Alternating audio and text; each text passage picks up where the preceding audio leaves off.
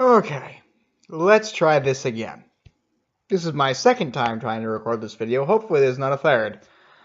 In this video, we're going to talk about gyroscopes. Gyroscopes are just another way of measuring rotational motion. Specifically, they are used for measuring rotational acceleration.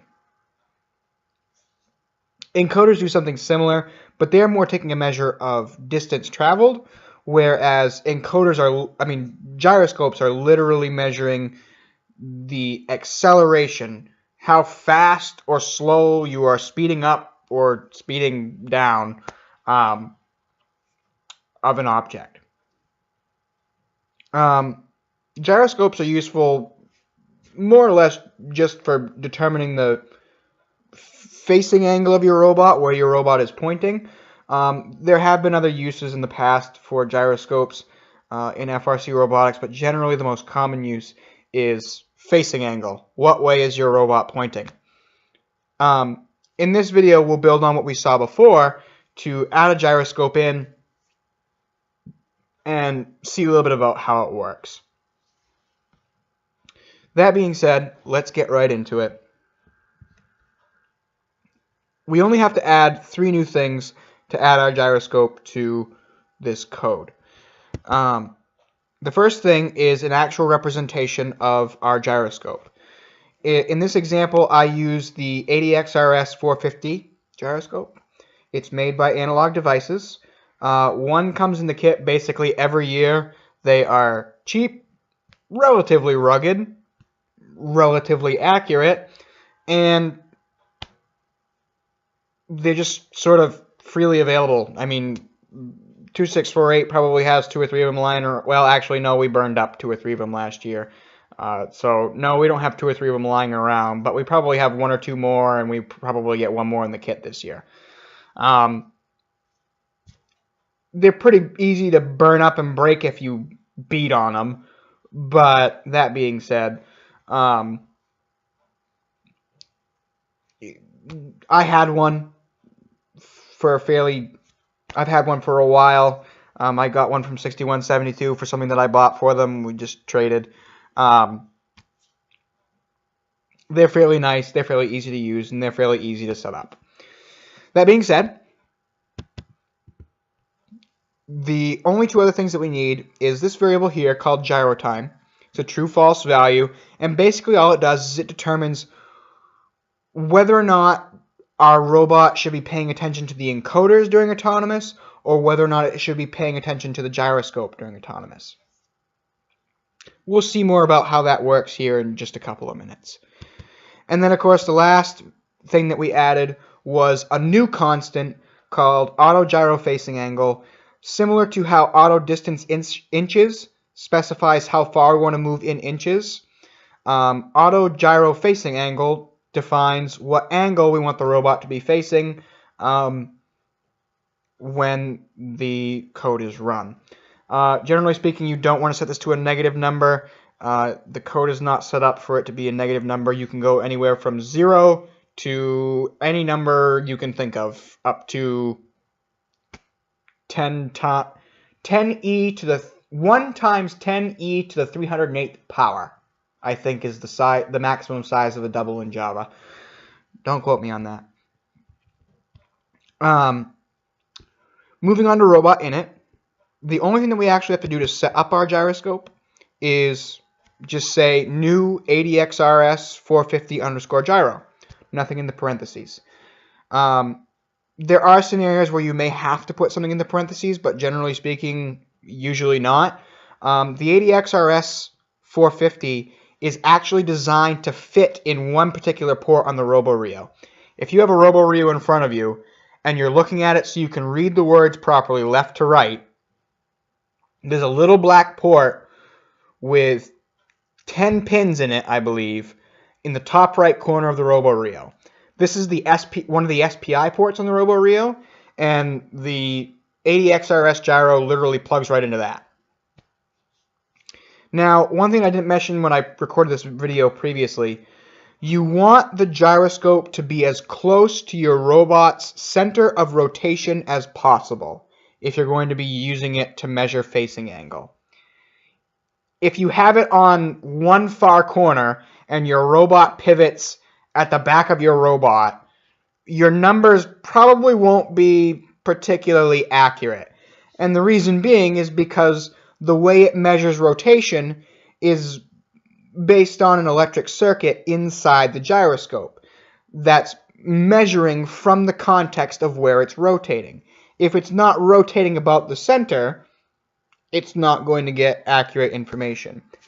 It doesn't necessarily have to be dead on. The gyro last year on our robot wasn't dead on. It was probably 3 or 4 inches away from dead on. That's acceptable, but anything too much more than that and you may run into problems. The only thing that you want to consider when setting up your gyro, and I probably mentioned this in the electronics video, but I'll just mention it again, keep gyroscopes and accelerometers as well away from motors.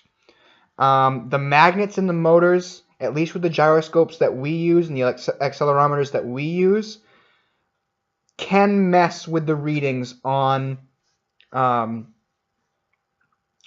gyroscopes and accelerometers. The other thing that can mess with them is heat.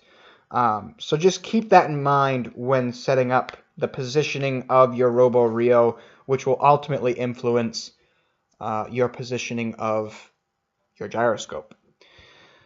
That being said, we move on to Robot Periodic. The only thing that we've changed here is we've added another smart dashboard call to put the data from the gyroscope using a name gyroscope. Pretty straightforward. Basically all this does is it puts a little dial on the smart dashboard that shows you the current angle of the gyroscope right there in front of your face. In Autonomous Init, we do 2 new things. The first thing that we do is we call gyro.reset.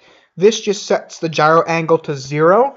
That way when your robot starts autonomous, whatever direction it is facing is 0 angle. So if you want to turn 45 degrees, whatever way you're facing is now 0, and you will turn 45 degrees from that when you go to try to move to 45 degrees.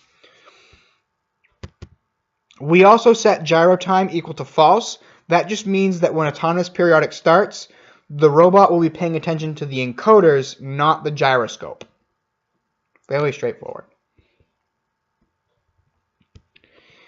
Now, we've added a fair bit of stuff to Autonomous Periodic, so I want to talk about each thing a little bit. We've added another if statement. Notice that this one doesn't have an else. We only want this to happen if somehow this condition evaluates to true. Now, this double bars right here, I didn't talk about it too well in one of the other videos. I did mention that this was and very, very, very, very, very quickly. But that's basically what that is. It's and. It means logical and. Logical and being if both conditions are true, then the whole thing is true.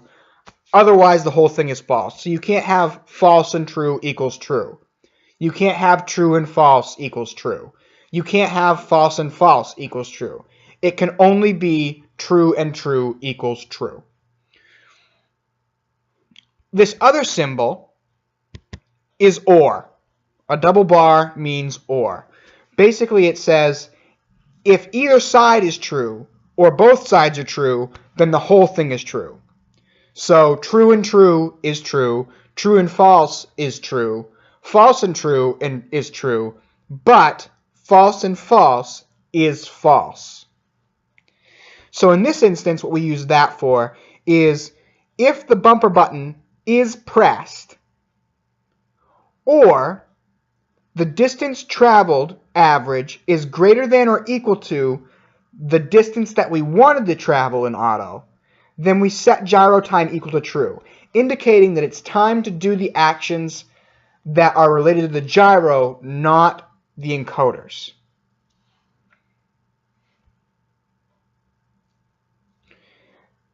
The next thing that we do is we add a little bit to our next if statement, and we add something called an else if. If you remember, if you watched the video on digital inputs, I discussed how if statements are basically just a way to ask questions. Well, else if allows you to ask another question that's related to other questions. So, for example, let's say that you wanted to roll through all of the letters of the roll through all the colors of a rainbow until you got to the right one for the color of a lemon. You could say, if rainbow.red equals lemon.color, if that's true, then do one thing. Else if rainbow.orange equals lemon.color, then do something else. Else if rainbow.yellow equals lemon.color, do something else. You would skip through all of red and all of orange. You wouldn't run those, and you would do the one that said rainbow.yellow equals lemon.color. Really poor example. Don't know where that one came from, but it works. Obviously, if you need more clarification, please ask. But basically what we do is we say, if the bumper button is not pressed and the distance traveled average is less than the distance that we wanted to travel, and it is not time to do the gyro stuff, then we do what we've been doing this whole time. We basically just drive forward based on what the potentiometer says to drive forward at, from a value between 0 and 0.5. If you want to know more about how that works, go watch the potentiometer video. If this is not true, if this does not evaluate to true, then we say, else if it is gyro time and the angle of the gyroscope is currently less than the auto gyro facing angle. What we do is we take the potentiometer value and we determine that 0 to 0.5 range, and we make the robot pivot to the right. The way we do that is we specify a positive value for the left-hand side, so the left-hand side drives forward, and a negative value for the right-hand side. That way the robot will pivot around its center.